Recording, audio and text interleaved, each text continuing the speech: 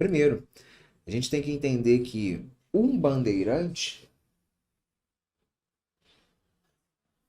ele não atua apenas de uma forma, de um jeito. Bandeirante, ele tem várias formas diferentes de atuar. Tranquilo? Então, primeira coisa, isso já caiu inclusive na prova da ESA. Bandeirismo de apresamento indígena. Como que esse tipo de bandeirismo caiu na prova da ESA? A prova da ESA chamou esse tipo de bandeirismo, ó, de bandeirismo. Olha aqui, ó.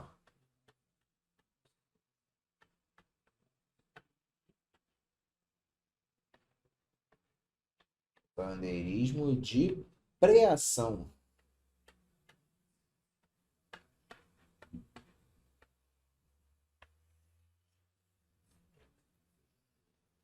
Certo? Já foi gabarito de questão da prova da escola de Sargento das Armas. Certo? Se eu não estou enganado, ali para 2019, 2020, por aí, naquele momento.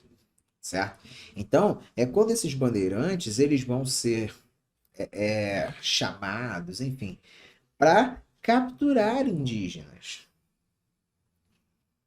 Certo? Então, essa é a primeira forma de bandeirismo.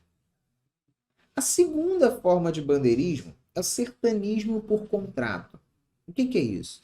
Sertanismo por contrato, como o próprio nome já diz, é quando um bandeirante ele é contratado para terminar, para acabar com uma rebelião de escravizados africanos ou de escravizados indígenas.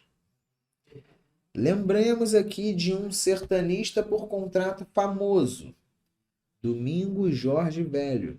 Por que que o Domingos Jorge Velho é um bandeirante sertanista por contrato famoso?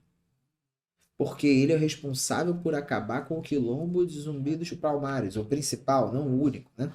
Porque se o quilombo de Zumbi dos Palmares é aquele que gerava mais problemas para a coroa portuguesa via o quilombo de Zumbi dos Palmares como um quilombo que poderia, inclusive, acabar com o sistema colonial, acabar com a dominação portuguesa. Os portugueses tinham isso na mente. Então, o bandeirante, sertanista por contrato, responsável por comandar os grupos que vão acabar com esse quilombo, vai ter, durante muito tempo, um destaque especial, certo? E aí a gente não pode esquecer dele, porque ele pode aparecer aí na tua prova, o Domingos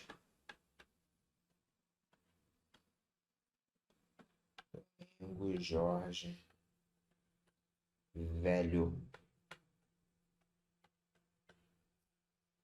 Beleza? Então, lembramos aqui já o que é o bandeirismo de apresamento indígena, o que é o sertanismo por contrato. E agora, por fim, queria mostrar para vocês o que é o chamado bandeirismo de prospecção. Esse é muito simples, direto e reto. Bandeirismo de prospecção são aquelas expedições para o interior aonde o bandeirante ele tem o objetivo único e exclusivo de quê? De buscar metais preciosos, certo? Então, como é que eu posso dizer para vocês? É esse, já até dando um spoiler, é esse tipo de bandeirismo que vai ser responsável pela descoberta de ouro nas Minas Gerais. As expedições comandadas pelo Manuel Borba Gato é o bandeirante responsável aí. Tem alguns historiadores que colocam ele como responsável por encontrar a primeira pepita de ouro, né? Pepita, pedra de ouro e tudo mais, certo? Então, assim, são três formas diferentes. Não sei se vocês repararam e tudo mais, mas há alguns anos atrás, né, uns 2 anos atrás, tiveram algumas coisas em relação à estátua do bandeirante e tudo mais, porque de onde que são esses bandeirantes? Presta atenção nisso. Já teve questão até da SpaceX que falou disso. Esses bandeirantes, eles são chamados às vezes também de vicentinos. Por quê? Eles são da região que era a Vila de São Vicente, atual São Paulo. Beleza? Sendo assim, o que eu quero mostrar para vocês? Que o paulista não estou generalizando, né? Mas eu já conversei com pessoas que são paulistas que olham para o Bandeirante com uma memória até positiva. E de onde que vem essa memória positiva? Porque na maioria das vezes foi ensinado para essa pessoa que esse bandeirante ele é responsável por esse processo de expansão do território. Que se não fossem os bandeirantes, o Brasil ainda seria desse tamanho. E que devido à ação deles, o Brasil ele tem o tamanho mais ou menos igual que é hoje. Isso durante muitos e muitos anos, isso era muito citado em São Paulo, certo?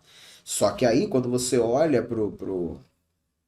para as atividades que os bandeirantes fazem, você vê que, em boa parte das vezes, as atividades dos bandeirantes estão ligadas à escravidão. É por isso que hoje em dia, hoje já se fala do Domingos Jorge Velho, já se fala do Manuel, até mesmo do Manuel Borba Gato, de uma outra forma. A prova da SpaceX já falou disso, tipo assim, por que que a figura do bandeirante foi tão valorizada em alguns estados e não sei o quê. E aí o gabarito tinha muito uma relação com isso, né? A raiz vicentina, olha só, já fazendo uma referência à Vila de São Vicente, ó, a raiz vicentina daqueles indivíduos, certo? Beleza? Então, a gente não pode esquecer dessa atuação dos bandeirantes, que ela é diversa. Tranquilo?